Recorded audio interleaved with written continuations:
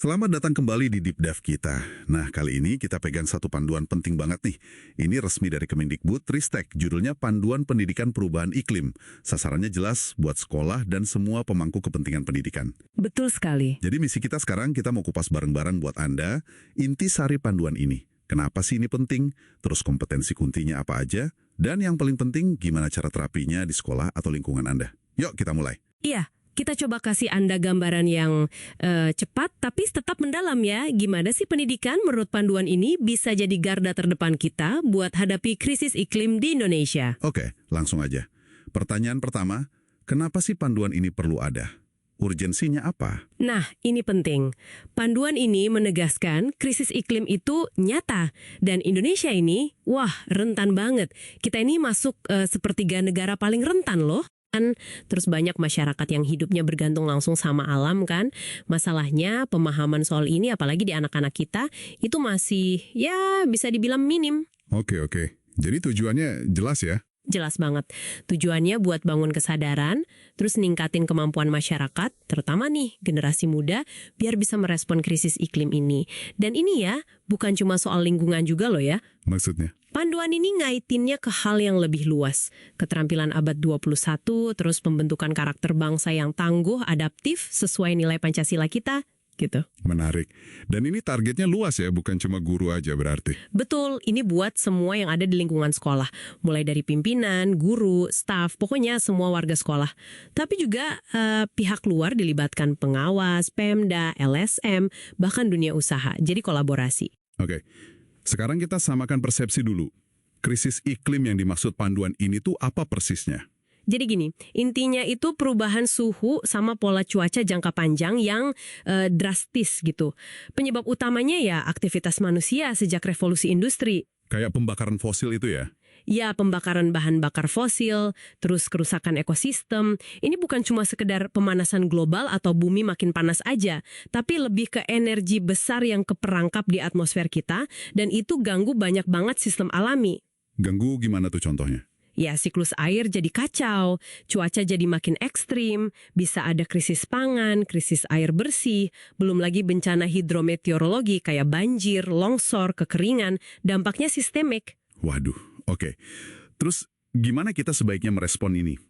Panduan ini ada arahannya kan? Ada dua kata kunci utama yang ditekankan, adaptasi dan mitigasi. Adaptasi dan mitigasi. Bedanya apa tuh? Kalau adaptasi itu gimana caranya kita menyesuaikan diri sama dampak iklim yang udah terjadi atau yang ya kemungkinan besar bakal terjadi. Jadi kita lebih siap gitu. Oke, menyesuaikan diri. Kalau mitigasi? Nah, kalau mitigasi itu upaya kita buat memperlambat laju perubahan iklimnya.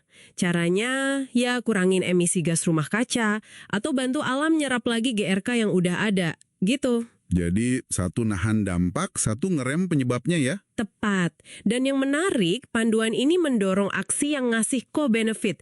Jadi satu kegiatan bisa dapat manfaat adaptasi sekaligus mitigasi. Seringkali ini lewat pemulihan ekosistem. Oke. Adaptasi, mitigasi, co-benefit. Nah, gimana ini diturunkan jadi pembelajaran buat siswa?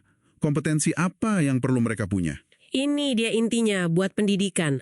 Panduan ini memetakan ada 4 kompetensi utama yang perlu dikembangin. Apa aja tuh? Pertama, kompetensi soal dampak. Jadi siswa itu sadar dan paham akibat perubahan iklim. Nggak cuma di lingkungan dia, tapi juga skala global. Dampak sosialnya, ekonominya, ekologinya. Paham dampaknya. Terus? Kedua, kompetensi penyebab. Mereka harus ngerti hubungan antara aktivitas kita sehari-hari, gaya hidup kita, emisi GRK, sama pemanasan global.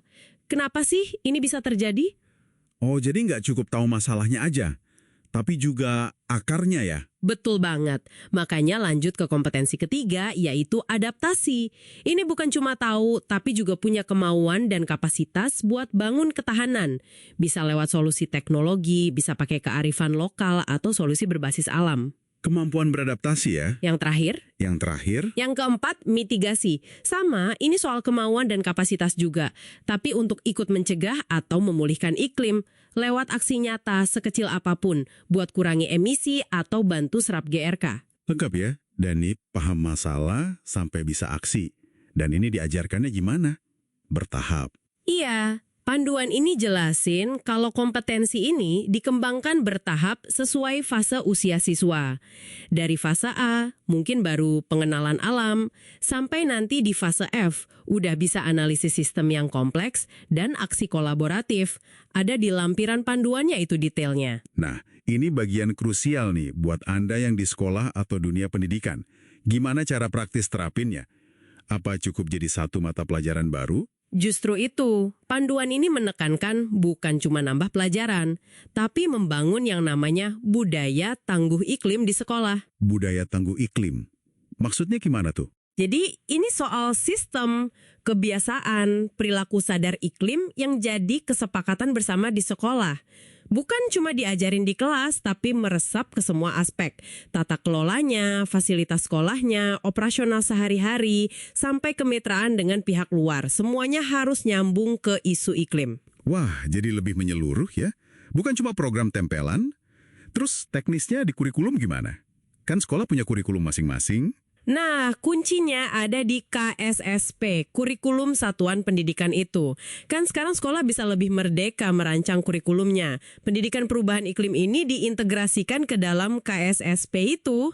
Diintegrasikan gimana caranya? Mulai dari awal, pas sekolah analisis karakteristiknya. Itu harus masukin analisis resiko iklim lokal di daerahnya. Terus, itu harus tercermin di visi misi sekolah. Sampai nanti ke pengorganisasian pembelajaran, perencanaan di kelas, intrakurikuler, proyek-proyek kayak P5 itu, kokurikuler, kegiatan ekstrakurikuler, bahkan pembiasaan sehari-hari, semua bisa jadi wahana. Oke, jadi disisipkan kemana-mana ya? Ada prinsipnya nggak biar efektif? Ada, panduan ini ngasih akronim bagus nih, prinsip ramah. Ramah. Apa tuh? Relevan, jadi harus nyambung sama konteks kehidupan siswa. Afektif, menyentuh hati dan perasaan mereka, nggak cuma otak. Merujuk pada pengetahuan yang benar, baik ilmiah maupun kearifan lokal. Aksi nyata, harus mendorong siswa melakukan sesuatu. Dan holistik, pendekatannya menyeluruh, nggak sepotong-sepotong. Ramah ya? Relevan, afektif, merujuk, aksi, holistik. Keren. Contoh konkretnya ada nggak di panduan? Tematika bisa buat hitung jejak karbon misalnya, bahasa bisa buat kampanye. Terus, lewat proyek P5 tadi, atau ekskul pecinta alam. Bahkan ada contoh inspiratif, kayak sekolah bikin alat peringatan dini banjir sederhana pakai botol bekas, atau bikin baterai dari kulit pisang. Wah, keren banget itu. Kreatif ya. Jadi memang butuh aksi nyata, tapi kayaknya ini nggak bisa dikerjain sekolah sendirian ya, berat juga ya. Nggak bisa dan nggak boleh sendirian. Makanya panduan ini juga menggarisbawahi banget pentingnya kolaborasi. Pakai istilah kerennya, pentahelix. Pentahelix? Siapa aja tuh? Itu kolaborasi 5 pihak, pemerintah, pusat dan daerah, akademisi, kampus, peneliti, dunia usaha, masyarakat, komunitas, LSM, tokoh adat, dan media. Semua harus gerak bareng. Di internal sekolah pun, peran orang tua, komite sekolah, itu penting banget buat dukung budaya tangguh iklim ini. Oke. Jadi jelas ya, panduan dari Kemendikbudristek ini bukan sekedar tumpukan kertas. Ini beneran kayak peta jalan buat kita semua di Indonesia. Betul, terutama di dunia pendidikan. Untuk mulai menanamkan kesadaran dan aksi iklim secara lebih, terstruktur dan sistematis. Nah, sebagai penutup deep dive kita kali ini, mungkin ada satu pertanyaan refleksi buat Anda yang menyimak. Iya, coba deh Anda lihat kondisi dan potensi risiko iklim di sekitar lingkungan Anda sendiri. Tempat Anda tinggal, tempat Anda kerja, atau berperan. Kira-kira nih, satu langkah konkret apa sekecil apapun itu yang bisa Anda mulai lakukan mungkin minggu depan untuk ikut berkontribusi membangun budaya tangguh iklim ini.